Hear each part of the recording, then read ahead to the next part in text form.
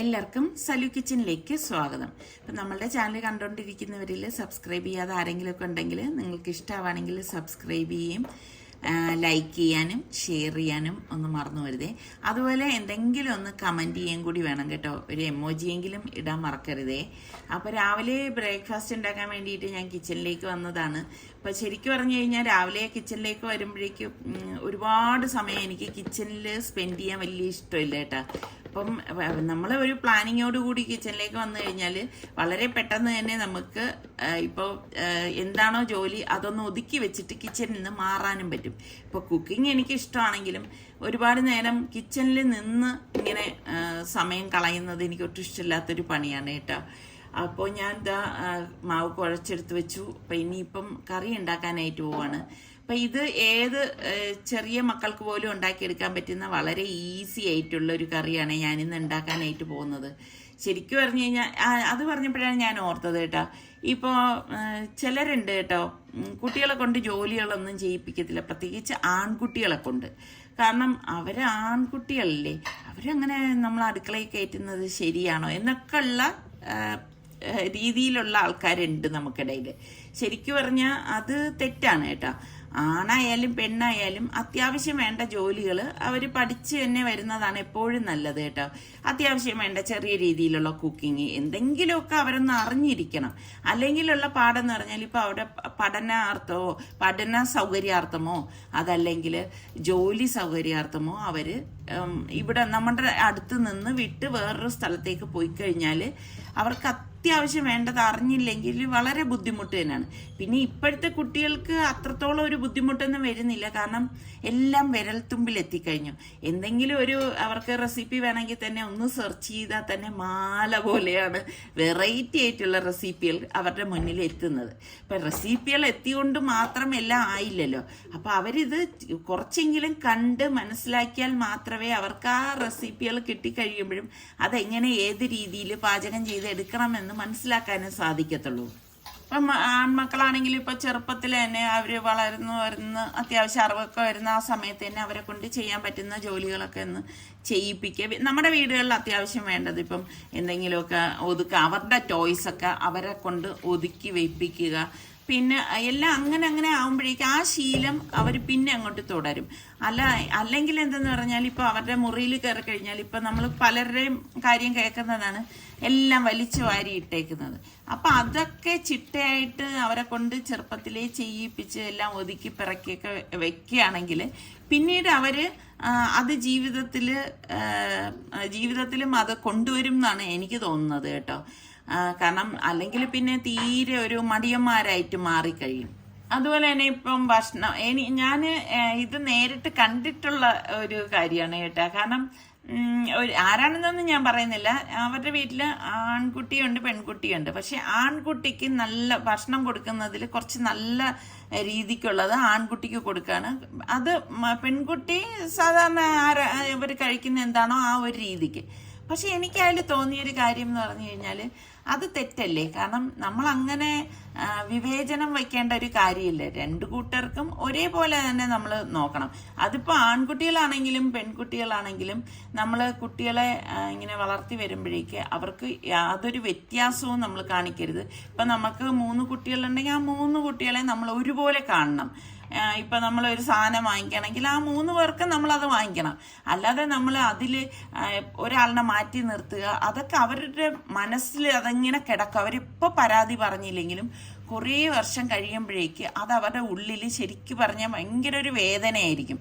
അപ്പം നമ്മൾ അങ്ങനെ ഒരു വിവേചനമൊന്നും ആർക്കും കാണിക്കാൻ പാടില്ല. ഏത് കുട്ടികളാണെങ്കിലും നമ്മൾ ഒരുപോലെ, മാതാപിതാക്കളാകുമ്പോൾ മക്കളെ നമ്മൾ ഒരുപോലെ തന്നെ കാണണം. അപ്പോൾ ഞാൻ പറഞ്ഞ് സബ്ജക്റ്റ് അങ്ങ് വേറെ ആയിപ്പോയതാണ് കേട്ടോ. ഇപ്പോൾ സവാള എടുത്തു, സവാളയൊന്ന് കട്ട് ചെയ്തെടുക്കുകയാണ് കേട്ടോ. ഞാൻ പറഞ്ഞില്ലേ വളരെ പെട്ടെന്ന് ഉണ്ടാക്കിയെടുക്കാൻ പറ്റുന്ന നല്ല ഒരു കറി തന്നെയാണ്. ഇപ്പോൾ ഉച്ചയ്ക്കൊക്കെ ആണെങ്കിൽ നമുക്ക് ഒരുപാട് കറികളൊക്കെ മനസ്സിലേക്ക് കടന്നു വരും. അപ്പോൾ ഒരുപാട് നമുക്ക് ഈ പറഞ്ഞ മാതിരി സമയം അങ്ങനെ എന്ത് പറയാൻ അതിനായിട്ട് സ്പെൻഡ് ചെയ്യണമായിട്ടൊന്നും നമുക്ക് അങ്ങനെ ഫീൽ ചെയ്യത്തില്ല. പെട്ടെന്ന് ജോലി കഴിച്ചിട്ട് അടുക്കളയിൽ നിന്ന് മാറാനും പറ്റും. പിന്നെ ഞാൻ എപ്പോഴും ഇത് പറയുന്നതാണ്, നമ്മൾ ജോലി എപ്പോഴും നമ്മൾ അടുക്കളയിൽ ഒരുപാട് സമയം നിൽക്കാതിരിക്കണം എന്നുണ്ടെങ്കിൽ നമ്മൾ കുക്ക് ചെയ്യാൻ നിൽക്കുമ്പോഴേക്ക് നമുക്ക് എന്തൊക്കെയാണോ ഒരു കറി ഉണ്ടാക്കണമെങ്കിൽ അതിൽ എന്തൊക്കെയാണോ വേണ്ടത് അതെല്ലാം നമ്മളൊന്ന് എടുത്തു വെച്ചേക്കണം. അത് ഇപ്പോൾ അതായത് ഞാൻ പറയുന്നത് ചിലർ കുക്ക് ചെയ്യാനായിട്ട് അതായത് ഒരുപാട് സ്പീഡ് കാണിക്കത്തില്ല. അങ്ങനെയുള്ളവരുടെ കാര്യമാണ് ഞാൻ പറയുന്നത് കേട്ടോ. അപ്പോൾ സ്പീഡായിട്ട് കുക്ക് ചെയ്യുന്നവർക്ക് ഇതൊന്നും ബാധകമല്ല. അപ്പം നമ്മൾ എല്ലാം എടുത്തു വെച്ച ശേഷം ഓരോന്നും മനസ്സിലാക്കി അതുപോലെ കുക്ക് ചെയ്ത് നിങ്ങൾ കിച്ചണിൽ നിന്ന് മാറുകയാണെങ്കിൽ നിങ്ങൾക്ക് ഒരുപാട് സമയം നിങ്ങൾക്കായിട്ട് തന്നെ കിട്ടും കേട്ടോ. എപ്പോഴും നമുക്ക് അങ്ങനെയല്ലേ വേണ്ടത്. അല്ലാതെ നമ്മൾ 24 മണിക്കൂറും അടുക്കളയിൽ കിടന്ന് നമ്മളുടെ ജീവിതം ഇങ്ങനെ ഹോമിക്കപ്പെടേണ്ട ഒരു കാര്യമില്ല. അപ്പം നമുക്ക് നമ്മളുടേതായിട്ടുള്ള സന്തോഷങ്ങൾ കാണും, നമുക്ക് എന്തെങ്കിലും വായിക്കാൻ കാണും, അല്ലെങ്കിൽ എന്തെങ്കിലും കാണാൻ കാണും, അല്ലെങ്കിൽ എന്തെങ്കിലും സ്റ്റിച്ച് ചെയ്യാൻ കാണും. ഇങ്ങനെ പല പല കാര്യങ്ങൾ ഉണ്ടാവുമല്ലോ. അപ്പം നമുക്ക് അതിൻ്റെ ഒപ്പം നമ്മളുടെ വീട്ടിലെ മറ്റംഗങ്ങളെ കാര്യങ്ങൾ നോക്കണം. അപ്പം എല്ലാം ശരിക്കും പറഞ്ഞ ഒരു വീട്ടമ്മയിലാണ് ഇതെല്ലാം കടന്നു പോകുന്നത്. ശരിയല്ലേ ഞാൻ പറഞ്ഞത്? അപ്പം നമുക്കിതെല്ലാം ചെയ്യണമെങ്കിൽ നമ്മൾ ആദ്യം എല്ലാം ഇതുപോലെ കണക്ക് കൂട്ടിയൊക്കെ ചെയ്ത് മാറുകയാണെങ്കിൽ നമുക്ക് ഒരുപാട് സമയം നമുക്ക് മുന്നിലുണ്ടാവും കേട്ടോ. അപ്പം ഞാൻ ചപ്പാത്തിക്ക് ഇതാ ഒന്ന് പരത്തിയെടുക്കണേ. ഞാൻ എപ്പോഴും ഇങ്ങനെയാണ് ചെയ്യണത് കേട്ടോ. ചപ്പാത്തി പരത്തലും ചുടലും ഒക്കെ ഒരുമിച്ചാണ്. അല്ലാതെ ഞാൻ ഇങ്ങനെ അടുക്കി ഇങ്ങനെ പരത്തി വെച്ച ശേഷമല്ല ചപ്പാത്തി ചുടുന്നത്. അതൊക്കെ ഓരോരുത്തർ ഓരോ രീതിക്കാണല്ലോ. നിങ്ങളെങ്ങനെയാണ് ഉണ്ടാക്കണമെന്ന് കൂടി പറയട്ടോ. പിന്നെ ചിലർ പറയും ചപ്പാത്തി സോഫ്റ്റ് ആവുന്നില്ല എന്ന് പറയും. ഞാൻ ശരിക്കും പറഞ്ഞ പച്ചവെള്ളത്തിലാണ് ചപ്പാത്തി കുഴച്ചെടുക്കുന്നത് കേട്ടോ. നമ്മൾ ആ വെള്ളം ഒഴിക്കുമ്പോൾ തന്നെ ഈ പുട്ടിന് നനയ്ക്കണത് പോലെ കുഴക്കരുതേ. ഇതിന് ചപ്പാത്തി സോഫ്റ്റ് ആവാനുള്ള ട്രിക്കാണ് ഞാൻ പറയുന്നത് കേട്ടോ. കുറച്ചധികം വെള്ളം തന്നെ ആദ്യം ആ മാവിലേക്ക് ഒഴിക്കണം. എന്ന് പറഞ്ഞിട്ട് ഓവറായി പോകാനും പാടില്ല. എന്നിട്ട് നമ്മളത് നല്ലതുപോലെ ഒന്ന് കുഴയ്ക്കണം. അപ്പോൾ 1-2 പ്രാവശ്യം നിങ്ങളത് ചപ്പാത്തി ഉണ്ടാക്കാൻ അറിഞ്ഞുകൂടാത്തവർക്കാണ് ഞാൻ പറയണത്. 1-2 പ്രാവശ്യം നിങ്ങൾ അങ്ങനെ ട്രൈ ചെയ്യുമ്പോൾ നിങ്ങൾക്ക് അത് ശരിയാവും. എന്നിട്ട് നന്നായിട്ട് പച്ചവെള്ളത്തിൽ തന്നെ കുഴച്ചെടുത്താൽ മതി. നല്ല സോഫ്റ്റായിട്ട് ചപ്പാത്തി കിട്ടും കേട്ടോ. എന്നിട്ട് നമ്മൾ നല്ലതുപോലെ ശക്തിക്ക് ഒന്ന് കുഴച്ചെടുക്കണം.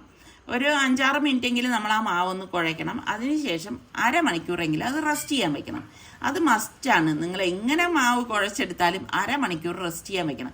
അല്ലെങ്കിൽ എന്താണെന്നറിയോ, നമ്മൾ ചപ്പാത്തി ഉണ്ടാക്കുമ്പോഴേക്ക് അരികില്ലേ, അരിക് ഇങ്ങനെ വീണ്ടും കീറിയതുപോലെ ഇരിക്കും. അപ്പം അത് നമ്മൾ ശരിക്കും അത് കുഴച്ചെടുക്കാത്തത് കൊണ്ടാണ് അങ്ങനെ വരുന്നത് കേട്ടോ. അപ്പോൾ ഇതിപ്പം പാൻ എൻ്റെത് ഇങ്ങനെ ചൂടായി വരുന്നതേ ഉള്ളൂ. ചൂടായി കഴിഞ്ഞാൽ പെട്ടെന്ന് എനിക്കിത് ചപ്പാത്തി ചുട്ടെടുക്കാനായിട്ട് പറ്റും കേട്ടോ. അപ്പോൾ ഇതാ കണ്ട, ഞാൻ ഇതുപോലെ പരത്തിയെടുക്കും. ഒരു സൈഡിൽ ചപ്പാത്തി ചുട്ടുകൊണ്ടിരിക്കും. അങ്ങനെ ആകുമ്പോൾ നമ്മളുടെ ജോലി പെട്ടെന്ന് അങ്ങ് ഒതുങ്ങി കിട്ടും. പിന്നെ നമ്മൾ രാത്രി ഡിന്നറിന് നമ്മളിപ്പോൾ ചപ്പാത്തിയാണ് ഉണ്ടാക്കുന്നതെങ്കിൽ അപ്പോൾ നമ്മൾ മനസ്സിൽ കരുതി ഇന്ന് രാത്രി നമ്മൾ ചപ്പാത്തി മതിയോ എന്ന് കരുതുകയാണെങ്കിൽ, ഇപ്പോൾ രാവിലെ നമ്മൾ കുഴച്ചെടുക്കുമ്പോൾ തന്നെ രാത്രിയത്തേക്കും കൂടി കുഴച്ചെടുക്കുകയാണെങ്കിൽ നമുക്കിതുപോലെ ചപ്പാത്തി ചുട്ടെടുത്ത് കഴിഞ്ഞാൽ പിന്നെ രാത്രി ഡിന്നറിന് വേറെ ഒന്നും അന്വേഷിക്കേണ്ട ആവശ്യമില്ലല്ലോ.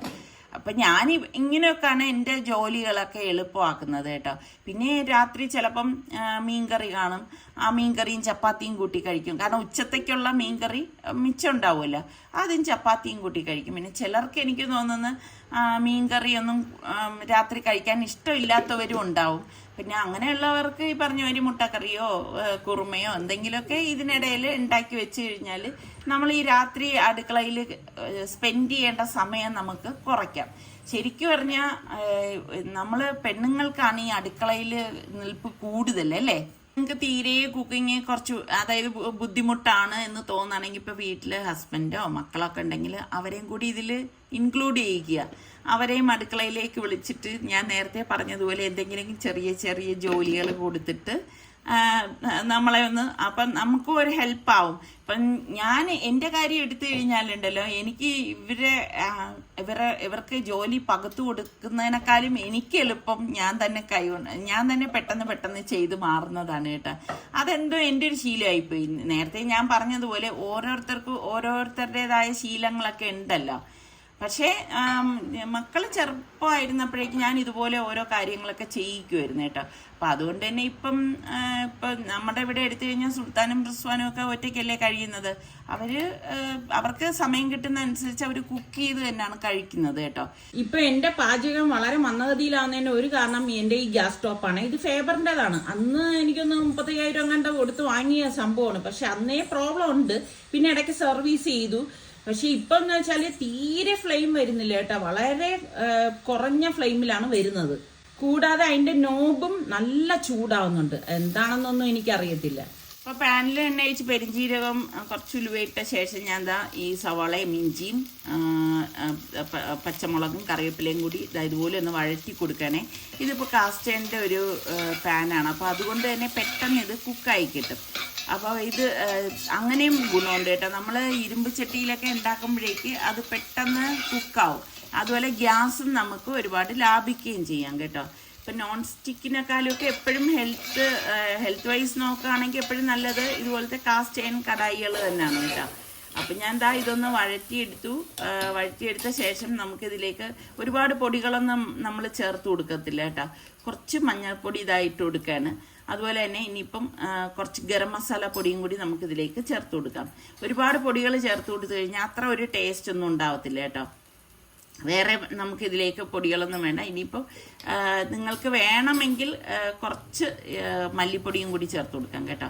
അപ്പം ഞാൻ ഇതിപ്പം കുറച്ച് കുറുകിയ ചാറോട് കൂടിയിട്ടുള്ള കറി ആയതുകൊണ്ടാണ് മല്ലിപ്പൊടി ഇതിലേക്ക് ചേർത്ത് കൊടുത്തിരിക്കുന്നത്. പിന്നെ വേണ്ടത് എരിവിന് ഞാൻ ഓൾറെഡി പച്ചമുളക് ഇട്ടിട്ടുണ്ട്, എന്നാലും കുറച്ച് എരിവും കൂടി വേണം കേട്ടോ. അപ്പോൾ അതുകൊണ്ട് കുരുമുളക് പൊടിയും കൂടി ചേർത്ത് കൊടുക്കുകയാണ്. ഇത്രയും പൊടികൾ മാത്രമേ ചേർത്ത് കൊടുക്കുന്നുള്ളൂ കേട്ടോ, അല്ലാതെ മുളക് പൊടിയോ ബാക്കിയുള്ള പൊടികളൊന്നും ചേർക്കുന്നില്ല. എന്നിട്ട് നമുക്കൊന്ന് വഴറ്റി കൊടുക്കാം. പിന്നെ ഇതിൽ എരിവൊന്നും വേണ്ടാത്തവർക്കാണെങ്കിൽ മഞ്ഞൾപ്പൊടി മാത്രം ചേർത്തിട്ട് നമുക്ക് ഉണ്ടാക്കി കൊടുക്കാവുന്നതാണ്. എന്നിട്ട് നമുക്ക് ഇതിലേക്ക് പാകത്തിനുള്ള ഉപ്പും കൂടി ചേർത്ത് കൊടുക്കണേ. അപ്പോൾ ഈ മുട്ടക്കറി അല്ലെങ്കിൽ ബീഫ്, മട്ടൺ ഇതൊക്കെ ഉണ്ടാക്കുന്നതെന്നും ചപ്പാത്തിക്ക് വല്ലപ്പോഴുമൊക്കെ ഇതുപോലെ പൊട്ടറ്റോ കറി ഉണ്ടാക്കാം കേട്ടോ. അപ്പം ഞാൻ ഇത് വേവിച്ച പൊട്ടറ്റോ ഒന്ന് കളഞ്ഞിട്ടാണ് നമ്മൾ ഇതിലേക്ക് ഇട്ടത്. ഒന്ന് വഴറ്റി കൊടുക്കാനായിട്ട്. എന്നിട്ട് ഇതിലേക്ക് തിളച്ച വെള്ളം ഒഴിച്ചു കൊടുക്കാം. ഇതുപോലെ ഒന്ന് ഇളക്കി കൊടുക്കണേ. അപ്പോൾ ഓൾറെഡി വെന്ത പൊട്ടറ്റോ ആണ്, അപ്പോൾ അതുകൊണ്ടാണ് ഞാൻ നേരത്തെ പറഞ്ഞത് ഇത് വളരെ ഈസി ആയിട്ടുള്ള കറിയാണെന്ന്. അപ്പോൾ ഒന്ന് മൂടി വെച്ചിട്ട് ഒന്ന് മൂടി തുറന്നപ്പോഴേക്കും കറി നല്ല തിളയ്ക്കുന്നുണ്ട്. ഓൾറെഡി നമ്മളിതിലേക്ക് തിളച്ച വെള്ളമല്ലേ ഒഴിച്ചത്. പിന്നെ നമുക്ക് ആവശ്യത്തിനുള്ള തേങ്ങാപ്പാലും കൂടി ഒഴിച്ചു കൊടുക്കാം കേട്ടോ. തേങ്ങാപ്പാൽ ഒഴിച്ചു കഴിഞ്ഞാൽ പിന്നെ ഒരുപാട് അങ്ങ് തിളപ്പിച്ച് വറ്റിച്ചെടുക്കേണ്ട ആവശ്യമില്ല. എല്ലാം കൂടി ഒന്ന് പ്രത്യേകിച്ച് പൊട്ടറ്റോ അല്ലേ ഒന്ന് കുറുകി വരണം. അപ്പോഴേക്കും നമ്മുടെ കറിയും റെഡിയായി. അപ്പം എളുപ്പമല്ലേ. അപ്പം ഇനി കുറച്ച് ഉപ്പ് കുറവായിട്ട് തോന്നിയോണ്ടാണ് ഞാനിപ്പോൾ ഉപ്പിട്ട് കൊടുക്കുന്നത്. അപ്പോൾ ഇതുപോലെ ചപ്പാത്തിയും റെഡി ആയിട്ടുണ്ട്, കറിയും റെഡി ആയിട്ടുണ്ട്. ഒരുപാട് സമയമൊന്നും ഇതിനായിട്ട് എടുത്തിട്ടില്ല കേട്ടോ. അപ്പോൾ ഇതാണ് നമ്മളുടെ ഇന്നത്തെ ബ്രേക്ക്ഫാസ്റ്റ് എന്ന് പറയുന്നത്. അപ്പോൾ ഇത് ബ്രേക്ക്ഫാസ്റ്റ് ഇനിയിപ്പോൾ കഴിച്ചു കഴിഞ്ഞ ശേഷം എനിക്ക് കുറച്ച് പണികളൊക്കെ ഉണ്ട്. പിന്നെ അത് കഴിഞ്ഞിട്ട് ഒന്ന് പുറത്തു പോകണം. എനിക്ക് അത്യാവശ്യം കുറച്ച് സാധനങ്ങളൊക്കെ വാങ്ങിക്കാനുണ്ട് കേട്ടോ. അങ്ങനെ ഇപ്പം ഞാൻ ബാക്കിയുള്ള ജോലിയൊന്നും വീഡിയോ എടുക്കാനായിട്ട് പോയിട്ടില്ല. കഴിഞ്ഞ ആഴ്ച മനോരമയിലൊരു ആർട്ടിക്കിൾ കണ്ടു. ആർട്ടിക്കിളല്ല, മുഖ്യമന്ത്രിയോട് 101 ചോദ്യങ്ങൾ ചോദിക്കാമെന്ന് പറഞ്ഞിട്ട്. അപ്പോൾ എനിക്കൊരു കൗതുകം തോന്നി, എന്തെങ്കിലും ഒരു ക്വസ്റ്റ്യൻ ചോദിച്ചാലോ എന്ന് ചോദിച്ചു. വേറൊന്നും അല്ല ഞാൻ ചോദിച്ചത്. ഞാൻ അതിൽ വാട്സപ്പ് കൊടുത്തിട്ടുണ്ട്. ഞാൻ വാട്സപ്പിലൊരു ഇത് കൊടുത്തു. ഞാൻ കണ്ട കാഴ്ചയെന്ന് പറഞ്ഞാൽ നമ്മൾ തിരുവനന്തപുരം കണ്ണൂർ കാസർഗോഡ് വരെ യാത്ര ചെയ്യുമ്പോൾ നമ്മൾ പല പ്രോജക്റ്റുകളും പകുതി അവസ്ഥയിൽ കിടക്കുന്ന കാണാം. പണി പൂർത്തിയാകാതെ, ചിലപ്പം വലിയ ബിൽഡിംഗ് പൂർത്തിയായി, അല്ലെങ്കിൽ സർക്കാർ സ്ഥാപനങ്ങൾ, കെട്ടിടങ്ങൾ, ഷോപ്പിംഗ് കോംപ്ലക്സുകൾ, അല്ലെങ്കിൽ വേറെ ഏതെങ്കിലും നിർമ്മിതികൾ എല്ലാം പകുതി അവസ്ഥയിൽ, പകുതി കൺസ്ട്രക്ഷൻ നടന്ന അവസ്ഥയിൽ, ചിലത് പെയിന്റ് വരെ അടിച്ചിട്ട് വർഷങ്ങളോളം ഉദ്ഘാടനത്തിന് വേണ്ടി കിടക്കുന്ന പോലത്തെ അവസ്ഥയിലൊക്കെ വല്ല നിർമ്മിതികളും കണ്ടിട്ടുണ്ട്. അപ്പോൾ എനിക്കൊരു ചോദ്യം ഇതേ ഉള്ളൂ, എന്തുകൊണ്ട് ഓരോ ഡിപ്പാർട്ട്മെന്റ്, ഒരു ആരോഗ്യവകുപ്പിന്റെ ഡിപ്പാർട്ട്മെന്റ്, വിദ്യാഭ്യാസ വകുപ്പിന്റെ ഉണ്ട്, പൊതുമരാമത്ത് വകുപ്പിന്റെ ഉണ്ട്, പല ഡിപ്പാർട്ട്മെന്റിന്റെ ബിൽഡിങ്ങുകളും നിർമ്മിതികളും ഇങ്ങനെ കിടപ്പുണ്ട്. എന്തെങ്കിലും കാരണം കാണും. ഒന്നുകിൽ ആർബിട്രേഷൻ കാണും, ചിലപ്പോൾ എന്തെങ്കിലും കേസ് കാണും, ചിലപ്പോൾ വിജിലൻസ് അന്വേഷണം കാണും, ചിലപ്പോൾ ഉദ്ഘാടനത്തിന് ആളില്ലാത്തതായിരിക്കും. ഇത് എന്ത് രീതിയിലാണെങ്കിലും ഇതെല്ലാം സർക്കാരിന്റെ പണമാണ്. സർക്കാരിന്റെ പണം എന്ന് പറഞ്ഞാൽ നമ്മളെ പണമാണ്. അപ്പം ഇങ്ങനെ ചോദ്യം ചോദിച്ചപ്പോൾ ഞാൻ ഇതിനെപ്പറ്റി ചോദിച്ചു. ഇതിനെപ്പറ്റി ഒരു സർവേ നടത്തി, ഇത് എത്ര ബിൽഡിങ്ങുകൾ അല്ലെങ്കിൽ എത്ര സ്ഥാപനങ്ങൾ ഇങ്ങനെ നിൽക്കുന്നു, എന്താണ് അതിൻ്റെ കാരണങ്ങൾ. അപ്പം അതിനെപ്പറ്റി ഒന്ന് അന്വേഷിച്ച് കഴിഞ്ഞാൽ തന്നെ നമുക്ക് ഏകദേശം ഇപ്പം സാമ്പത്തിക സ്ഥിതി മോശമായിട്ടുള്ളൊരു അവസ്ഥയാണ്. അപ്പോൾ ഇതെല്ലാം കണ്ടുപിടിച്ച് കഴിഞ്ഞാൽ അത് നമുക്കത് പൂർത്തിയാക്കാൻ പറ്റുന്നത് പൂർത്തിയാക്കാം. അങ്ങനെ മുഖ്യമന്ത്രി അതിനൊരു ഉത്തരവ് പുറപ്പെടുവിച്ചിട്ട് എല്ലാ ഡിപ്പാർട്ട്മെന്റിലും ഇതുപോലെ പകുതിയായി കിടക്കുന്ന ബിൽഡിങ്ങുകൾ അല്ലെങ്കിൽ പൂർത്തിയാവാത്ത ബിൽഡിങ്ങുകൾ എന്തെങ്കിലും കേസാണോ, വേറെ എന്തെങ്കിലും പ്രോബ്ലം കൊണ്ടാണോ, ഇപ്പം നോക്കിക്കഴിഞ്ഞാൽ പല സർക്കാർ ബിൽഡിങ്ങുകളും സ്ഥാപനങ്ങളും വാടക കെട്ടിടത്തിലാണ് താമസിക്കുന്നത്. പിന്നെ തൊട്ടടുത്ത് ചിലപ്പോൾ നിർമ്മിതി പൂർത്തിയായ ബിൽഡിംഗ് വരെ കാണാം. പലർക്കും അറിയാൻ പറ്റും, പലർക്കും ഇങ്ങനെ അവസ്ഥ എന്തെങ്കിലും ഒന്ന് പറയണം. ഞാനിത് എൻ്റെ മനസ്സിൽ വരാൻ കാര്യം ഞാൻ ഇങ്ങനെ യാത്ര ചെയ്യുമ്പോഴും കണ്ടിട്ടുള്ളതുകൊണ്ട് ചോദിച്ചാണ്. എനിക്ക് ഏറ്റവും തൊട്ടറിയാൻ പറ്റുന്നത് എൻ്റെ വീട്ടിലിരിക്കുന്നത് പേരുക്കടയാണ്. പേരുക്കട മാർക്കറ്റിൽ ബാക്ക് സൈഡിൽ ഒരു 7 മുറി കടകൾ കെട്ടിയിട്ടിരിക്കുന്നു. അതിനകത്ത് ചവറും പട്ടികളും അനാശാസ്ത്ര പരിപാടികളും വെള്ളവടിയൊക്കെ ആയിട്ട് ഇങ്ങനെ കിടക്കുവാണ്. അപ്പൊ അതുപോലെ എന്താണെന്നുള്ളത് പൊതുജനങ്ങൾക്ക് അറിയാൻ പാടില്ല. ചിലപ്പോൾ എന്തെങ്കിലും കാരണം കാണുമായിരിക്കും. പക്ഷെ ഇതൊക്കെ ഒന്ന് കണ്ടുപിടിച്ച് ഇതിൻ്റെ റെക്ടിഫിക്കേഷൻ നടത്തുവാണെങ്കിൽ അത് വലിയൊരു മുതൽക്കൂട്ടായിരിക്കും. എന്തായാലും ഞാൻ ദീർഘിക്കുന്നില്ല. ഇതാണ് എൻ്റെ ക്വസ്റ്റ്യൻ ആയിരുന്നത്. മറുപടി പ്രതീക്ഷിക്കുന്നു. അപ്പോൾ നമ്മളിതാ പുറത്തേക്കൊന്ന് ഇറങ്ങുകയാണ് കേട്ടോ. വീട്ടിലെ സാധനങ്ങൾ ഇപ്പോൾ കുറച്ച് ദിവസമായി വാങ്ങിച്ചിട്ട്. അപ്പം എനിക്ക് കുറച്ച് അത്യാവശ്യം വേണ്ട ചില സാധനങ്ങൾ വാങ്ങിക്കാനുണ്ട്, കുക്കിങ്ങിനൊക്കെ ആയിട്ടുള്ളത്. അപ്പം നിസാറിക്ക് ഇവിടെ ഉള്ള സമയത്തിലേ പോകാൻ പറ്റും. അപ്പം നിസാറിക്ക് എൻ്റെ അടുത്ത് പറഞ്ഞ് നീ കാർ എടുത്തിട്ട് പോകുമെന്ന് പറഞ്ഞു. സത്യം പറഞ്ഞാൽ ഇപ്പം എനിക്കിങ്ങനെ കാർ ഓടിക്കാൻ തന്നെ ഭയങ്കര മടിയാണ് കേട്ടോ. പ്രത്യേകിച്ച് ഈ ചൂടൊക്കെ വന്നു കഴിഞ്ഞപ്പോഴേക്ക് ഭയങ്കര ബുദ്ധിമുട്ടാണ്. കാറൊക്കെ എടുത്ത് AC ഇട്ടാണ് പോകണമെങ്കിലും നമ്മൾ പിന്നെ വെളിയിൽ ഇറങ്ങിയിട്ടായാലും അതെന്തോ എനിക്കെന്തോ ഒരു ബുദ്ധിമുട്ട് പോലെ ഉണ്ട്. അപ്പം ഞാൻ പറഞ്ഞു വേണ്ട, നിസാറിക്ക് എന്നെ കൊണ്ടുപോയാൽ മതി എന്ന് പറഞ്ഞതുകൊണ്ടാണ് പിന്നെ നിസാറിക്കയും കൂടി എന്നാൽ പിന്നെ സാധനം വാങ്ങിയിട്ട് വരാമെന്ന് കരുതി നമ്മളിതാ വന്നതേ. അങ്ങനെ നമ്മൾ ഇവിടെ എത്തിയപ്പോഴേക്ക് അത്യാവശ്യം നല്ല റഷ് ഉണ്ടായിരുന്നു കേട്ടോ. പിന്നെ ഞാൻ പറഞ്ഞില്ലേ, ഇന്ന് എനിക്ക് കുറേ പണികളൊക്കെ ഉണ്ടായിരുന്നത് കൊണ്ട് തന്നെ ഞാൻ ഇന്ന് ലഞ്ചൊന്നും ഉണ്ടാക്കിയിട്ടുണ്ടായിരുന്നില്ല. അപ്പം നിസാറിക്ക പറയുന്നുണ്ടായിരുന്നു നിസാറിക്കൊക്കെ നല്ല വിശക്കുന്നു എന്ന്. ഇപ്പം ഇതാ സനക്കുട്ടി ഇപ്പം എടുക്കാൻ സമ്മതിക്കത്തില്ല കേട്ടോ. സനക്കുട്ടിക്ക് ഇങ്ങനെ നടക്കണം. അപ്പോൾ പിന്നെ ഇതാ ഒരു ബാഗൊക്കെ നമ്മളെപ്പോലെ ഇങ്ങനെ ഹാങ് ചെയ്യണം. അതൊക്കെ തൂക്കി ഇങ്ങനെ പോവാണേ. അപ്പം നേരെ ഫുഡ് കഴിക്കാനായിട്ട് ഫുഡ് കോർട്ടിലാണേ വന്നത്. അപ്പോൾ അവിടെയുള്ള കാഴ്ചകളൊക്കെ കണ്ട് സനക്കുട്ടി ഇങ്ങനെ ആസ്വദിച്ചിരിക്കുകയാണ് കേട്ടോ. അപ്പം ശരിക്ക് നമ്മൾ കഴിക്കാതെ വന്നതുകൊണ്ട് തന്നെ നിസാറിക്ക് പറഞ്ഞ് കഴിച്ചു കഴിഞ്ഞ ശേഷം പിന്നെ സാധനം എടുക്കാനായിട്ട് പോവാന്ന് പറഞ്ഞു. അപ്പം ഞാൻ പറഞ്ഞു അതിന് മുൻപ് ഞാൻ ഇതൊക്കെ ഒന്ന് നോക്കിയിട്ട് വരട്ടെ. എനിക്കാണെങ്കിൽ ഈ ക്രോക്കറി ഐറ്റംസ് ഒക്കെ കാണാൻ ഞാൻ എപ്പോഴും പറയത്തില്ലേ ഭയങ്കര ഇഷ്ടമാണ്. ഇതെല്ലാം എൻ്റെ കയ്യിലുണ്ടെങ്കിലും എനിക്കിതൊക്കെ കാണാൻ ഭയങ്കര ഇഷ്ടമാണ് കേട്ടോ. എന്നെപ്പോലെ ഇതുപോലെ ഇഷ്ടമുള്ളവരൊക്കെ ഉണ്ടെങ്കിൽ ഒന്ന് കമൻറ്റ് ചെയ്യണം കേട്ടോ. പലരും എൻ്റെ അടുത്ത് ഇങ്ങനെ എൻ്റെ പാത്രങ്ങളും ക്രോക്കറി ഐറ്റംസും ഒക്കെ കാണുമ്പോഴേക്കും ഇങ്ങനെ ചോദിക്കാറുണ്ട് ഇത് എവിടെ നിന്നാണ് വാങ്ങിയതെന്നൊക്കെ. അപ്പം ചിലതൊക്കെ ഞാനിങ്ങനെ ലിങ്ക് കൊടുക്കാറുണ്ട്. പിന്നെ ചിലതൊക്കെ ഞാൻ ഇതുപോലെയൊക്കെ വരുമ്പോഴാണ് ഓരോന്നും വാങ്ങിക്കുന്നത് കേട്ടോ. പിന്നെ സനക്കുട്ടിക്കുള്ള പെരുന്നാൾ ഡ്രസ്സ് ഉണ്ടോ നോക്കിയപ്പോഴേക്കും അവിടെ ഒന്നും കിട്ടിയിട്ടില്ല കേട്ടോ. പിന്നെ അവൾക്ക് ഷൂസ് വാങ്ങിച്ചു കൊടുക്കാമെന്ന് കരുതിയിട്ട് നിസാറിക്ക് വന്നതാണ്. ഇവിടെ വന്നപ്പോഴേക്കും നല്ലതൊന്നുമില്ല കേട്ടോ. വളരെ സെലക്ഷൻ കുറവാണ്. അപ്പോൾ പിന്നെ അത് പിന്നെ വാങ്ങിച്ചില്ല. അവൾക്ക് ഇഷ്ടപ്പെട്ടതിന് അളവും കിട്ടിയിട്ടുണ്ടായിരുന്നില്ല കേട്ടോ. അപ്പോൾ ഇങ്ങനെ ആ ഷോപ്പിൽ വന്നപ്പോഴേക്ക് ആ ബാഗ് കണ്ടപ്പോഴേക്ക് ഇങ്ങനെ എടുക്കണം എന്ന് കാണിക്കാനേ. ഇതേപോലത്തെ ബാഗുകൾ സനക്കുട്ടിക്ക് വീട്ടിലിരിപ്പുണ്ട് കേട്ടോ. അപ്പോൾ അതുകൊണ്ടാണ് അവൾക്ക് ഭയങ്കര അത് ഇഷ്ടപ്പെട്ടത്. പിന്നെ ഇത് കണ്ട ടോയൊക്കെ കാണുമ്പോഴേക്ക് ആദ്യം ഇതിൻ്റെ അടുത്തൊന്നും പോയില്ലായിരുന്നേ. പിന്നെ അത് കഴിഞ്ഞപ്പോഴേക്ക് വന്ന് കൈയൊക്കെ പിടിച്ച് ഇങ്ങനെ നിൽക്കുന്നുണ്ട്. ശരിക്കും എനിക്കിങ്ങനെ കൊച്ചു കുഞ്ഞുങ്ങൾ ഇതുപോലെയൊക്കെ വന്ന് നിന്ന് കളിക്കുന്നത് കാണാൻ എനിക്ക് ഭയങ്കര ഇഷ്ടമാണ് കേട്ടോ. അപ്പം ഇതുവരെ വന്നതല്ലേ, നമുക്കിനി അടുത്ത ഒരു ഷോപ്പിലും കൂടി പോയിട്ട് പോവാന്ന് പറഞ്ഞ് അങ്ങനെ. അപ്പം നിസാറിക്ക് പറയേണ്ടി ഇവിടെ വന്നു കഴിഞ്ഞാൽ ഇതാണ് കുഴപ്പം എന്ന്. ശരി തന്നെയാണ് കേട്ടോ. ഇവിടെ വരുന്ന സമയത്താണ് ഇങ്ങനെ ഓടി നടന്ന് എന്തെങ്കിലുമൊക്കെ പുതിയതൊക്കെ വന്നിട്ടുണ്ടോ എന്ന് നോക്കണത്. ഇതുപോലത്തെ ടിഫിൻ കാരിയർ എൻ്റെ കയ്യിൽ 2 തട്ടുള്ളതുണ്ട് കേട്ടോ. പക്ഷെ ഇപ്പോഴൊന്നും അങ്ങനെ ടിഫിൻ്റെ ആവശ്യം വരുന്നില്ലല്ലോ. മറ്റത് മക്കൾ സ്കൂളിൽ പോകുന്ന ടൈമിലല്ലേ നമുക്ക് ഇതൊക്കെ ആവശ്യം വരുന്നത്. അതിനിടെ സനക്കുട്ടി ഇങ്ങനെ പോകുന്നുണ്ട്. പിന്നെ സനക്കുട്ടിയെ നമ്മളിങ്ങനെ വിട്ടാലും കുഴപ്പമൊന്നുമില്ല, ഒന്നും വലിച്ചിടുകയോ ഇപ്പോൾ ഇല്ല. ഇനി അങ്ങോട്ട് എങ്ങനെയാണെന്ന് അറിയത്തില്ല. ഒന്നും അങ്ങനെ ഡിസ്റ്റർബ് ചെയ്യുകയോ ഒന്നും ചെയ്യത്തില്ല കേട്ടോ. അതുകൊണ്ട് നമുക്കങ്ങനെ ധൈര്യമായിട്ട് വിടാനായിട്ട് പറ്റും. അപ്പോൾ അപ്പോഴേക്കും നമ്മളുടെ ഒരു വ്യൂവറിനെ കണ്ടതാണ് കേട്ടോ. ശരിക്കും പറഞ്ഞാൽ ഭയങ്കര സന്തോഷമാണ് കേട്ടോ ഇങ്ങനെ ഓരോരുത്തരെയൊക്കെ കാണുമ്പോൾ. ഇപ്പം ഈ ഇവിടെ വെളിയിലേക്ക് ഇറങ്ങിയപ്പോഴേക്കുണ്ട് ട്രെയിൻ പോകുന്നുണ്ട്. അപ്പോൾ സനക്കുട്ടി അവിടെ നിന്ന് ഇങ്ങനെ നോക്കുകയാണ്. ഞാൻ പറഞ്ഞില്ലേ, ഞാൻ ഏറ്റവും ആസ്വാദനം കണ്ടെത്തുന്നത് കുഞ്ഞുങ്ങൾ ഇങ്ങനെ കണ്ടിട്ട് അവരാ സന്തോഷം പ്രകടിപ്പിക്കുന്ന കാണുമ്പോൾ ഉള്ളൊരു സന്തോഷം ഉണ്ടല്ലോ, അത് ഭയങ്കരമാണ് കേട്ടോ. അങ്ങനെ ഇതെല്ലാം കഴിഞ്ഞ ശേഷമാണ് വീട്ടിലേക്ക് വേണ്ട സാധനങ്ങൾ എടുത്തിട്ട് വരുന്നത് കേട്ടോ. പിന്നെ അതൊന്നും ഞാൻ വീഡിയോ എടുക്കാനൊന്നും പോയിട്ടുണ്ടായിരുന്നില്ല. അപ്പോൾ സനക്കുട്ടി നേരെ കയറി അങ്ങ് ഇരിക്കുവാണ് കേട്ടോ. ഇപ്പോൾ പിന്നെ ഇടയ്ക്കൊക്കെ ഇങ്ങനെ മഴയുള്ളത് കൊണ്ട് ചൂടിന് ഒരു ഗാഢത കുറഞ്ഞെന്ന് തന്നെ പറയാം. അപ്പോൾ ഇതൊക്കെയാണ് ഇപ്പോഴത്തെ വിശേഷങ്ങൾ. അപ്പോൾ ഇനി നമുക്ക് അടുത്ത് നല്ല റെസിപ്പിയോ വ്ളോഗായിട്ടൊക്കെ കാണാം. അതുവരേക്കും എല്ലാവർക്കും ബൈ.